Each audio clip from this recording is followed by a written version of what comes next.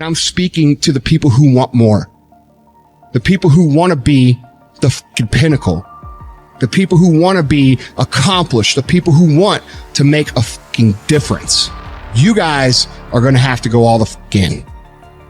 Make a 100% commitment to give the best effort you've ever given to outwork, out-improve, out-strategize, outlast like never before. One of the best quotes that I've ever read about it is that if you have real true freedom, you're never going to have equality of outcome, because with real true freedom, you have the freedom to not engage. Well, look, if you look at a guy like Jeff Bezos, for instance, that Amazon guy is worth more money than anybody ever, right? That guy works all day. Yeah. I mean, he's a maniac. Oh, yeah. He's acquiring all these different companies, and everything he's doing is designed to succeed. Yeah. I mean, he's just... Well, that's what Gates just said, yes, too, in a recent interview. And I know some guys that are, they're in approximately the same universe as those two, and they just work all the time. That's all the time. Yeah. And they don't just work. They work so efficiently and so effectively and make use of every second in ways you can't even imagine unless you're in that sort of position. So, and, doing that doesn't mean that you will succeed, but not doing it certainly means that you will fail. Well, not doing it certainly means you will never achieve that level of success. Obsession is wanting something so bad that I go to bed with, I wake up to it, I make whatever sacrifice, I grind, I can't live without it. You gonna get anything, you will have to pay the price. There is a price tag to greatness. You will have to work for every single thing you get. And you gotta work every single day. You gotta wake up every day and work.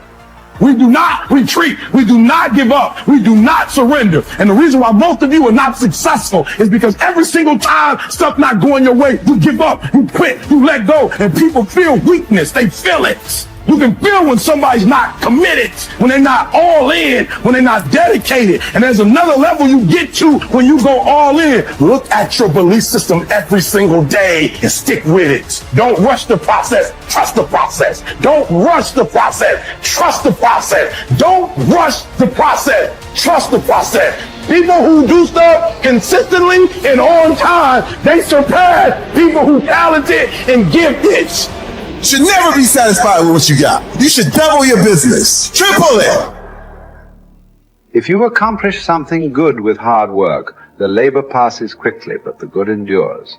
If you do something shameful in pursuit of pleasure, the pleasure passes quickly, but the shame endures. So as you begin to look toward making this your decade, as you begin to look toward making your life different, as you begin to look at yourself, you've got to redefine yourself. Who are you right now? And who must you become in order to create what you want? What has to change about you? What is it that you're doing right now that would be a liability for you? As you begin to look toward the future and take inventory of yourself, what is it about you right now that you've got to leave this behind because this no longer fits? Looking at where you want to go and the kind of person that you must become, the kind of standards that you have for you. What is it that you must do differently? If you want to keep on getting what you're getting, keep on doing what you're doing. It makes sense unless you change your pattern, unless you change the way you're thinking, unless you change your behavior, you're going to continue to produce the results in your life. See, all of us are winners, but some of us are producing results that we don't want. And so all you have to do is look at your game plan, look at your strategy. How is it that you have been being? What is it that you've been doing to produce this? So you're the director, you're the producer, you're writing the script, you're the star of your life. And as you begin to look at your life, you can decide whether or not it's a smash or whether or not it's a flop. That's in your hands. Look at your life, look at where you want to go. Don't worry about your circumstances. Don't worry about your age. I have a friend who's up in age, over 70, and she wanted to build a multi-million-dollar complex. Her name is Dr. Johnny Coleman. Lenders and bankers say, you can't do that, you're too old. She ignored them. That building now stands, ladies and gentlemen, a multi-million-dollar structure. But there are a lot of people who would have listened to that. There are a lot of people that would not have even gotten to that point. They would have talked themselves out of even going down to the bank to ask for it, because they've already said no to themselves. See, it's time now. If you want to make this your decade, you've got to start saying yes to your life. You've got to start saying yes to your dreams, yes to your unfolding future, yes to your potential. as opposed to saying no. See, 87% of our self-talk is negative. So you've got to make a conscious, deliberate, determined effort to say yes to your dreams. Why not? Why not me? Don't spend time like most people going through life complaining. Don't try and get on talk shows and tell everybody how life has done you wrong. Here's what's happening in the audience. 80% don't care. And 50% glad it's you.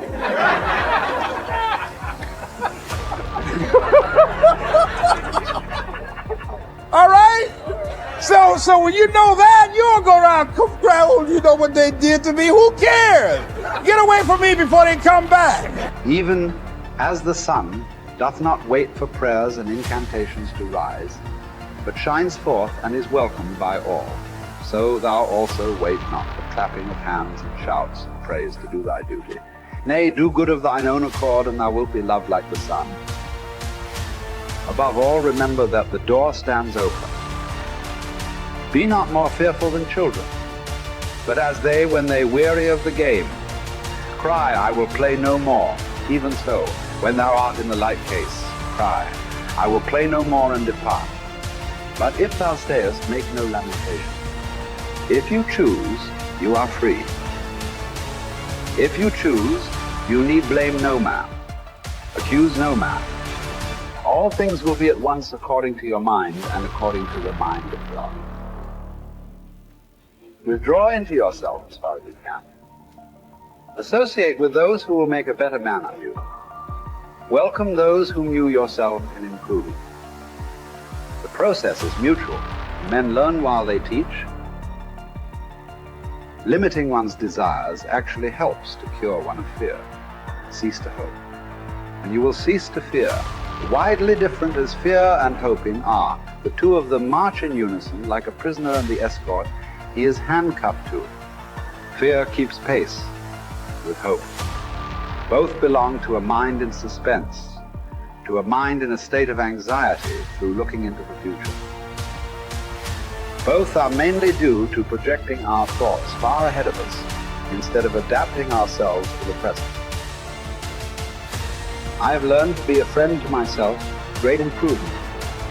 This indeed. Such a one can never be said to be alone, but know that he who is a friend to himself is a friend to all mankind. Wild animals run from the dangers they actually see, and once they have escaped them, worry no more. We, however, are tormented alike by what is past and what is done. A number of our blessings do us harm, for memory brings back the agony of fear, while foresight brings it on prematurely. No one confines his unhappiness to the present, for the only safe harbor in this life's tossing, troubled sea is to refuse to be bothered about what the future will bring, and to stand ready and confident, squaring the breast to take without skulking or flinching whatever fortune hurls at it. Count your years, and you'll be ashamed to be wanting and working for exactly the same things as you wanted when you were a boy.